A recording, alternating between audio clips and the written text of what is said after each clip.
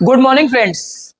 आज हम लोग पढ़ने वाले हैं क्लास 10th के इंग्लिश के एक बहुत ही इंपॉर्टेंट चैप्टर बोली के बारे में, जो कि एग्जाम के पॉइंट ऑफ व्यू से लगातार प्रीवियस ईयर क्वेश्चंस पूछे जा रहे हैं। सबसे पहले हम इसके देखेंगे चैप्टर की समरी और उसके बाद देखेंगे इंपॉर्टेंट क्वेश्चंस। इसीलिए आप वीडियो के लास्ट तक बने रहें, और क्योंकि हम लोग इंपॉर्टेंट जो क्वेश्चंस हैं उनको लास्ट में देखने वाले हैं। सबसे पहले हम समरी की बात कर रहे हैं। इस जो चैप्टर है इसके अंदर मेन कैरेक्टर है भोली, जो कि एक लड़की है, और जो ये लड़की है ये रामलाल की सबसे छोटी बेटी है। इसकी एक सबसे बड़ी बेटी है जिसका नाम है राधा, उससे छोटी लड़की है जिसका नाम है मंगला, और उससे भी छोटी लड़की है जिसका नाम है चंपा, और जो सबसे छोटी लड़की है उसका नाम है भोली। साथ ही साथ इसके 3 लड़के और हैं, 4 लड़कियां और 3 लड़के, टोटल 7 बच्चे हैं इसके पास। अब देखो क्या है, जो रामलाल है ये नंबरदार है। नंबरदार मतलब एक तरीके का एक रेवेन्यू इकट्ठे करने वाला व्यक्ति है, मतलब गांव से कर इकट्ठा करता है।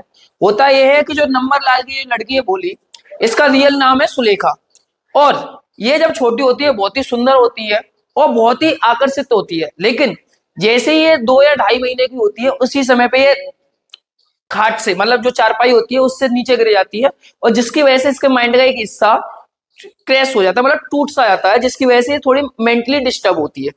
और जब ये 2-2.5 साल की होती है उस समय पे इसको स्मॉल पॉक्स, यानी जो जिसे हम लोग कहते हैं छोटी माता, वो उस बीमारी निकल आती है, जिसकी वजह से इसके पूरे शरीर पर दाग हो जाती है, और इसी वजह से लोग इसका मजाक उड़ाते हैं। और साथ ही साथ ये जब बड़ी हो जाती है तो ये बोलती नहीं, क्योंकि जब ये बोलती है तो बहुत ही ज्यादा अखलाती है, और अखलाने की वजह से लोग इसका मजाक उड़ाते हैं, इसीलिए ये बोलती नहीं है।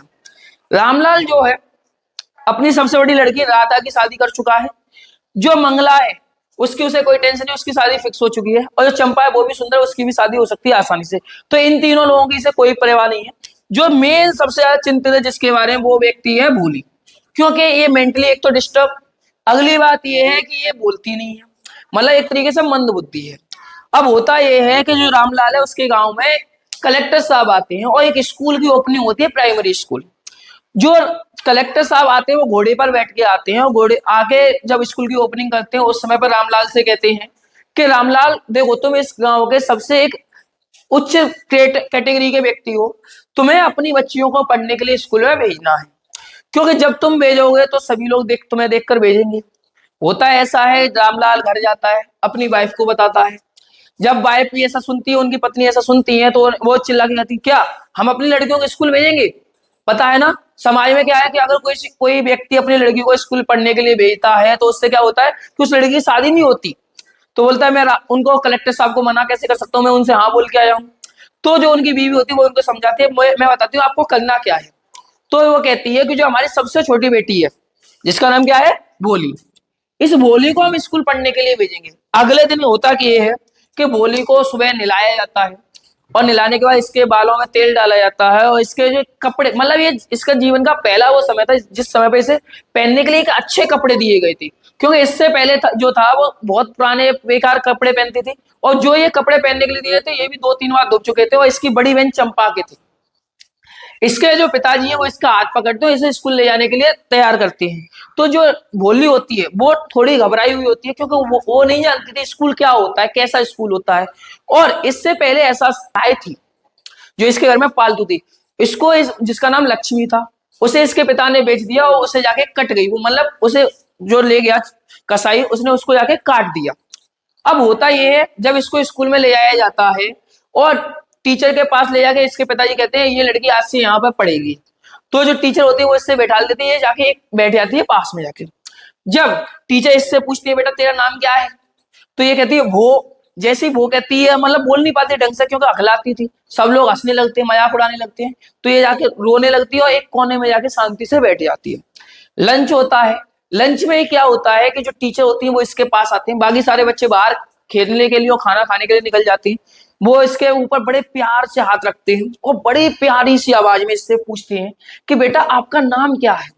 तो मतलब वैसे ये कभी नहीं बोलती थी, लेकिन फिर भी इसने एक बार प्रयास किया, भो ऐसा बोला ना, तो इसकी टीचर इसे और ज्यादा सिंपैथी देती है। सिंपैथी देने से मतलब इसे ऐसा लगता है कि आज तक मुझसे किसी ने इतनी बार नहीं बोला, इसलिए ये एक और बार प्रयास करती है, बोलती है वो ली, लास्ट में जाके बोलती है, फिर बोलती है बहुत अच्छी बेटा, ये बताओ आप डेली पढ़ने आओगे?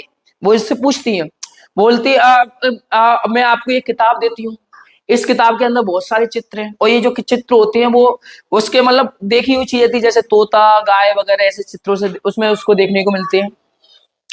वो कहती है हाँ मैं प्रतिदिन पढ़ने आऊंगी। लास्ट में होता ये है कि कुछ दिनों बाद जब ये थोड़ी सी और बड़ी हो लेती है, तो एक व्यक्ति होता है जिसका नाम था विशंबरनाथ।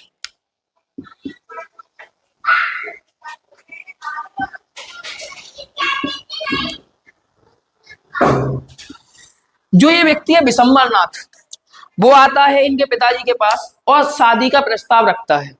जो रामलाल जी होते हैं वो शाम को घर पे आते हैं, अपनी पत्नी से इनके विवाह के बारे में बात करते हैं। वो कहते हैं कि उसके लिए शादी का प्रस्ताव आया है। तो जो इनकी पत्नी होती है रामलाल की, वो कहती है कितनी अच्छी बात है, बताओ उसके अब उसके लिए शादी का प्रस्ताव आया है। वो बोलता है कि वो एक दूसरे गांव का रहने वाला व्यक्ति, अपने गांव से उसका कोई संबंध नहीं है, उसकी एक बहुत बड़ी पसारी की दुकान है, बहुत सारा पैसा है, लेकिन ये इसकी उम्र 40 से 45 साल थी। इसकी उम्र 40 से 45 साल थी, और ये जो व्यक्ति था वो लंगड़ा था, और इसकी जो बीवी थी वो मर चुकी थी, इसके बच्चे भी काफी बड़े थे। तो वो ये कहते हैं कि मतलब हमें ऐसी व्यक्ति से शादी करनी चाहिए। तो इसकी पत्नी होती है, वो क्या कहती है, उसके तो भाग्य खुल गए, इतने पैसे वाले घर में जा रही है वो लड़की जो है अपनी। तो और ये सारी बातें जो भोली होती है वो अपने पलंग पर लेटी हुई सुन रही होती है, वो कोई जवाब नहीं देती, शादी फिक्स हो जाती है। देखिए अब हम देखने वाले हैं इस चैप्टर के इंपोर्टेंट क्वेश्चंस, जो कि एग्जाम में पूछे गए लगातार प्रीवियस ईयर क्वेश्चंस में। सबसे पहला question, why did the tehsildar साहेब कम टू रामलाल विलेज, यानी जो तहसीलदार थे, तहसीलदार साहिब थे, वो रामलाल के गांव क्यों आए थे? तो tehsildar came to Ramlal village, इतना तो पूरा क्वेश्चन वहीं से मिल रहा है। To perform the opening ceremony of a primary school for girls, यानी उनके गांव में एक स्कूल खुला था प्राइमरी स्कूल, और जो कि महिलाओं लड़कियों के लिए खुला था, उसी के लिए आए थे, उसकी ओपनिंग के लिए। अगला क्वेश्चन, हाउ डिड भोली console her father in the end, यानी अंत में जो भोली होती है वो अपने पिता को कैसे कंसोल करती है, कैसे उन्हें सेटिस्फाइड करती है? तो टू कंसोल हिम, यानी उन्हें कंसोल करने के लिए भोली टोल्ड हिम, भोली उनसे कहती है that he did not need to worry about her, वह उसके बारे में चिंतित ना हो, वो उसकी भी चिंता ना करें। She would look after him and mother in their old age, मतलब वह उनके और अपनी माता की उनकी वृद्धावस्था में देखभाल करेगी।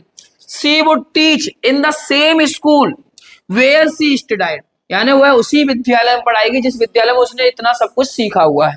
Next, why was Bholi's father buried about her, यानी भोली के पिता को भोली के बारे में चिंता क्यों थी, उसके बारे में चिंतित क्यों थी? तो भोली वॉज लेस इंटेलिजेंट, यानी जो भोली थी वो बहुत ही कम होशियार थी, मतलब एक तरीके से मंद बुद्धि टाइप की थी। हेड पॉक मार्क्स, यानी उसके चेहरे पर चेचक के दाग थे। एंड स्टैमर्ड, और साथ ही साथ बोलते समय अखलाती थी। Finding a suitable boy for her to marry her was a difficult task, यानी उसके लिए शादी के लिए सुयोग्य यानी सुयोग्य वर ढूंढना बहुत ही मुश्किल टास्क था, बहुत ही मुश्किल कार्य था उनके लिए।